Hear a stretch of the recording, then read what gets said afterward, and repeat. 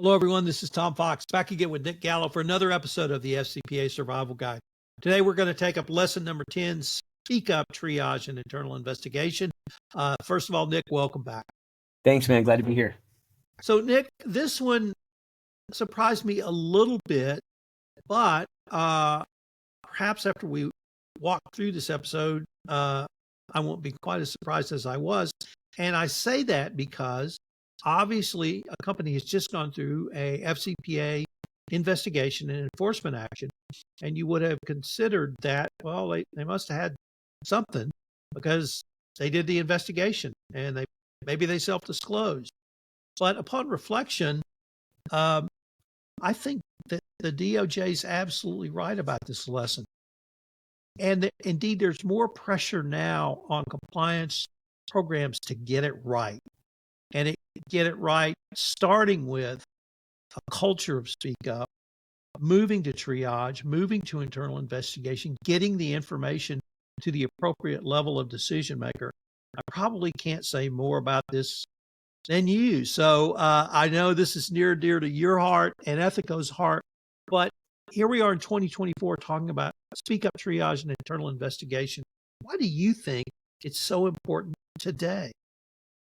I just think it's probably always going to be important, and it arguably can become more important. So the lens I look at this through is really from the current workforce lens. Okay, so when our grandfathers were our age, they had a different priority list. They were trying to get that retirement. They were working for one company probably for a really long time, pursuing that American dream. Well, whatever that was, let's call that being a millionaire, just for sort of shorthand.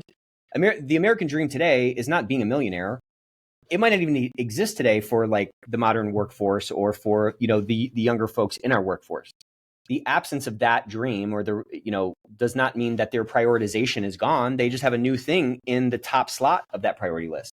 And, I think a lot of the research that we've seen over the last 5+ years have been about this culture thing, this integrity thing, and building an organization that someone can be proud of working at, an organization that they believe that their voice is heard, that, an organization that's authentically pursuing its mission and authentically trying to build a culture of integrity. I mean, half of the reasons that people have changed jobs in the last 18 months are due to values type things. So I think there's been a shift in mentality and what sort of the market is demanding from the type of job that they're looking for perspective. And then if you add to that the job, like what's the job of ethics and compliance? To me, it's to crowdsource risk intelligence at scale and then provide insights back to those points of risk. We are in a knowledge work economy where, essentially the majority of the value creation, the majority of our GDP is generated by people, not machines. So what that means then is that, the health of these people, the health of these assets, so to speak, is critical. And as the factors of production move from machines to human beings and their creativity, it becomes increasingly complex. A machine itself is very complex. Each individual is very complex. And then when you add the complexity that comes from a larger organization, it very quickly can kind of become unwieldy. So for a compliance team to do what they need to do, they need that participation of the workforce. And that participation of the workforce seems to be contingent on the extent to which that workforce believes that like retaliation is at play or not, and the extent to which they believe that they have a voice. Like if I speak up about something, is something even going to be done about it? Is that going to be, am I going to be treated fairly through that process, or am I going to end up getting in trouble for it? I think those are the concerns that like run through the workforce, at least on a subconscious level, and particularly when they see something. So I think, if someone's standing up a program for the first time, I would say to start with an enterprise-wide disclosure tool, because the entire organization, like there's risk happening, there's waste happening throughout the organization. If you can start to get that into a central place, you now can start to remediate that stuff on a severity basis or whatever, but you can better direct your efforts on the things that matter most. I think that's what the name of the game is. And so as long as I think compliance is around in a knowledge work economy, we're going to be talking about this more and more, I imagine, particularly because one last point here is that I saw a study last year, I think it was from ECI, that said 65% of people saw wrongdoing at work. And if you look at the NAVEX report or you look at the ethical report, on average, organizations are getting between 1.5 and 3.6 or something, whatever, under 4 reports per 100. So there's 4 reports that people are getting that they're basing all their decisions on, and they're getting a view of the risk of their organization almost through like a pinhole. When there's another, there's several orders of magnitude more reports of risk in the organization. So I just think the game is, how do we get more of that without getting overloaded and getting distracted? Like, how do we, there's a ton of needles in this haystack. We're only getting a couple of them. How do we pull more of those needles out and not get distracted by all the hay? That's really what the game is as we sort of step into this next chapter that I think we're embarking on. I'm going to add that I see increased pressure because of the number of ways information can be reported to regulators. Obviously, the Securities and Exchange Commission has had a whistleblower bounty program, but now the Department of Justice is about to have one. And almost every report I see around whistleblowers and whistleblowing says that fully, I think it's 85 to 90% of whistleblowers tried to report internally before they went to the regulators. People are not running to the DOJ or SEC to make money. Right. They want to report internally. And that means you have to have the ability to intake that information. But it's not just the intake. It's then, triaging it appropriately. It's sending it to the right place to investigate it.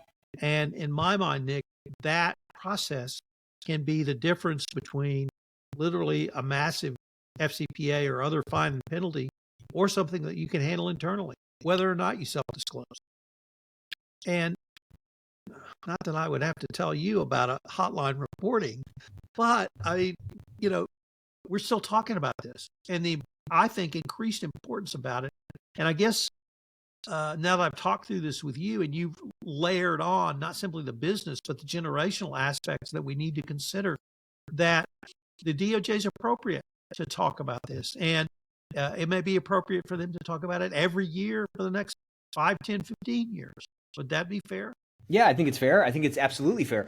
Until these benchmark reports start showing, reports in the 30s and 40s, I think there's a lot more opportunity and there's a lot more upside for us to tap into that. I think it's extremely appropriate. And you said a key word when referring to investigations as a business process. That's exactly what it is. It's a business process. And so we, in general, want any business process or any process that we're a part of, we want that to be as efficient and as effective as possible. And I think a big blind spot for folks is, essentially like the standard deviation of outcomes in that investigation process. It's like, if you give it to investigator A or investigator B, are you going to come to the same substantiation? Is the way that is administrated going to be the same? Like, is the way that they do that investigation going to be the same? Can you have some evidence in your, evidentiary story of a push for more procedural justice or organizational justice, as evidenced by how these investigations are conducted, how they're remediated, how they're corrected? You know what I mean? Those kinds of things can be very tangible pieces of evidence in this story that we're constructing to, build our case for effectiveness. Looking at your process and saying, okay, there's some inefficiencies here, or there's some opportunities for improvement here, and then taking those steps and then looking at how the associated KPIs change can help you. Do I need to do more here? Okay, great. Now I have a data point that I can share to prove that I'm fixing something. I'm actively trying to fix. I'm trying to fix this problem to open up more of that risk intelligence, which is what we need to do the job. Since you come into the compliance space, has the conversation you, your brother, your sales team had with compliance professionals changed from, oh, I need a hotline, to, oh, what's the business process? 100%. Yeah. I think, every single program is its own thing. It's its own snowflake, and it's on its own sort of maturation cycle. And so people are at these different, phases on an individual basis, but on a macro basis, it seems like people are really, everybody has something in place at this point for the most part. So what they're really shifting toward is like optimizing. How do I optimize this? How do I make this a little bit better? How do I get more value, either risk mitigation value or just, general dollars value, efficiency value, whatever, out of this process that I'm running? So yeah, I am seeing that a lot more. And, it's also shifted sort of tactically to like unlocking middle management. Like people are 6 to 8 times more likely to go to a middle manager to report something or ask a question about something versus going to some anonymous option, that's available in the organization. But we find that, ethics and compliance teams are only getting like a fraction of those. So the conversation is starting to shift to like, how do we optimize this apparatus that we have in place strategically? And then tactically, how do we unlock that middle management layer? Because there's a ton of risk intelligence that gets kind of like stuck there, Maybe the way to think about this is not sort of linear 1 through 10, but almost a circle, because the information you get in your speak up culture that you've triaged and investigated may be the information you self-disclose, which is where we started. Exactly. It gives you some fodder to, again, demonstrate, right? We're trying to demonstrate effectiveness. We can demonstrate our effectiveness of our program, hopefully with the story we tell and the evidence we build, but we can also demonstrate our effectiveness as leaders of this program to the folks at the DOJ who are kind of watching over us by sharing that kind of stuff and, self-disclosing. And again, putting that sort of authentic foot forward that I genuinely, organically, authentically want to fix this problem. And these are the steps that I'm taking. Well, Nick, that seems like a great place for us to end this episode on. Can't wait till we get back together. Same here, man. Thank you so much.